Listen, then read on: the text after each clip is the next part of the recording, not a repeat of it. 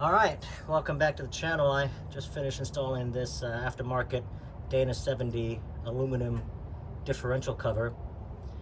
The original cover that came on this truck, the owner had put on one of those flat back covers. It was a PML flat back cover. So, after watching the Banks videos and blah, blah, blah, you don't want a flat back cover. You want a curved cover that follows the OEM design so that the fluid can make its way all the way back. It rotates smoothly and make its way all the way back to the axle housing, right? So it can lube everything up.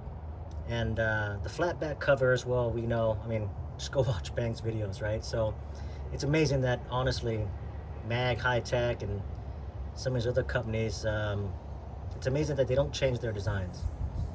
So anyways, I wish I could have got a Banks cover, but Banks doesn't make a differential cover for a Dana 70. BD Power does, and BD Power, I was going to go with their cover, but theirs is a little different.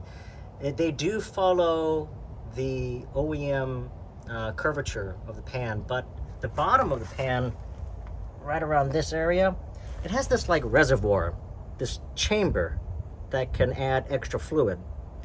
And Banks did cover that, and they talked about how the fluid goes into the chamber, and it's like an extra cavity, right, that's working the fluid. So it's close, but no cigar, right? After an exhaustive amount of research and trying to find an aluminum cover with a drain plug, right, that's thicker than a regular stamped steel cover and aluminum, I came across this one. This is from Assault Racing Performance, I think.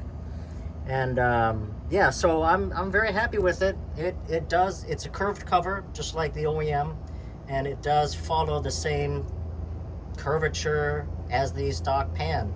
So, and it comes with a drain plug, right? That's pretty cool. So anyways, let's give you a little more view of the pan. Here's the fill, right there. Take a look at that drain. Everything looks good. Yeah, I'm very happy with this pan, and this does add a little bit extra fluid. I think factory is like 3.3 quarts or something. This one was 4 on the dot. And but yeah, overall, not bad. Again, it follows the factory curvature, and that's kind of what I was looking for in a pan. I wanted a pan that follows that same, maintain the same fluid dynamics as the stock cover. So, but yeah. So let's go take a look at the pan that came on the truck. Ugh. Let me tell you, what a pain in the butt. The original owner used silicone to seal it. Man, that stuff is hard to clean. So that's the pan that came on the truck. You can see it's a flat back cover. This is a PML pan, by the way. I used to use PML pans all the time before Banks came out with their, destroying flat back covers video. So now, I think it's best to follow the factory fluid dynamics and get a pan that, mimics, that can duplicate the OEM curvature. So anyways, I'm dirty, hot. It's like 90 degrees here in South Carolina. So I'm gonna go ahead and cut the video off, but I just wanted to show you guys that. And yeah, I've done a lot to the truck so far. I guess we'll just go take a quick view. It's a beautiful truck. There's the 21. Beautiful truck. I'm very happy with it. As a matter of fact, this is my daily driver. I think I've mentioned that before. And yeah, I can't complain. I love these 4th gen mirrors too.